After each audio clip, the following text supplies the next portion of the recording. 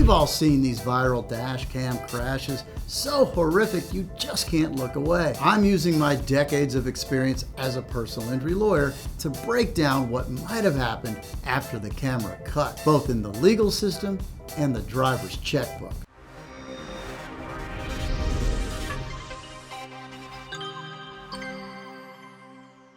Meanwhile, the tarp blows like Batman's cape in the wind. It comes loose, wraps around them, and blinds the driver. The truck driver didn't properly secure the tarp, and that is negligence. But if the biker was tailgating, didn't leave enough room to stop safely, they could share liability under Texas's comparative negligence rules. That could reduce or even bar their compensation depending on how much blame is assigned to them. They veer left, and the driver tries to course correct, but it's too late. The scooter falls, and both riders slide on the pavement. Thankfully, their helmets prevented them from suffering a significant brain injury. In multi-vehicle accidents, every affected party, however minor, can pursue damages against the driver who triggered the chain of events. That second truck would likely file a property damage claim with their own insurer first, but then they would also subrogate with the at-fault party. And boom!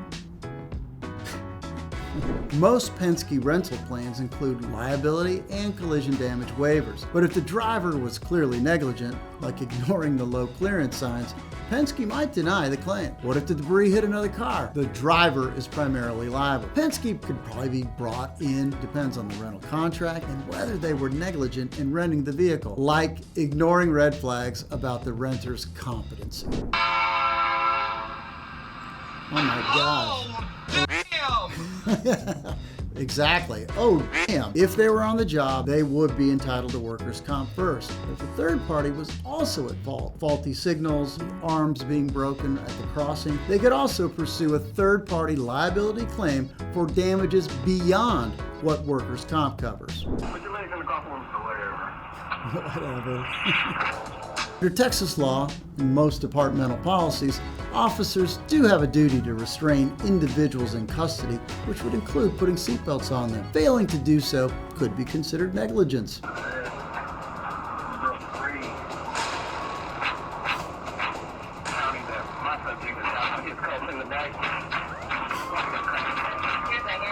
Concerned for the suspect's safety as well as his own, the officer turns on the siren and accelerates through traffic. It's really hard to make cops responsible for actions they take with people in their vehicle. There had been no one in the vehicle and the officer just sped up and smashed into something. He's at fault. The suspect appears to hold a lighter to the front seat, distracting the officer and causing disaster.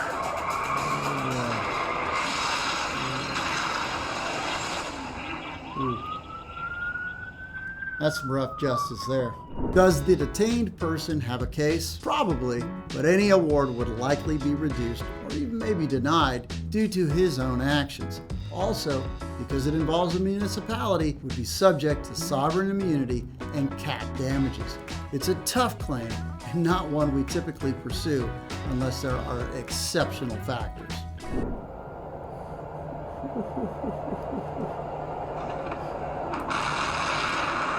The pileup involved a total of 39 vehicles and caused 10 people being injured. In pileups, Texas follows modified comparative fault, so each driver's behavior is examined, how fast they were going, whether they were keeping a proper distance. In weather disasters, unless another driver is clearly at fault, you're going to have to use your own benefits if you have them. That would include PIP, MedPay, or uninsured, underinsured motorist coverage. Terry Zamore is a rideshare driver in Fort Lauderdale, Florida.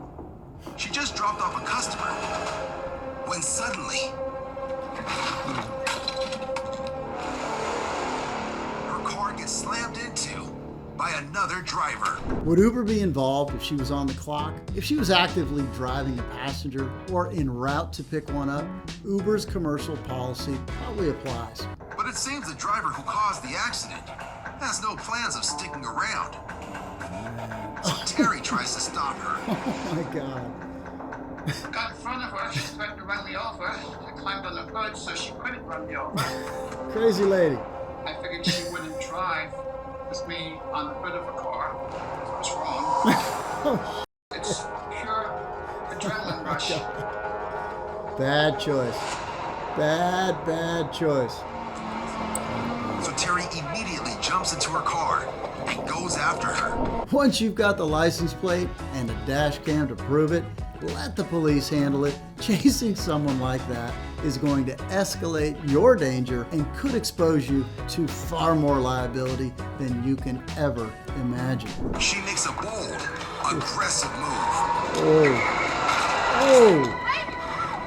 forcing her into a parking lot. Oh my God.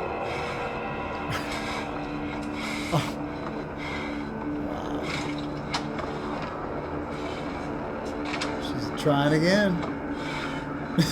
She's gonna have to hit her.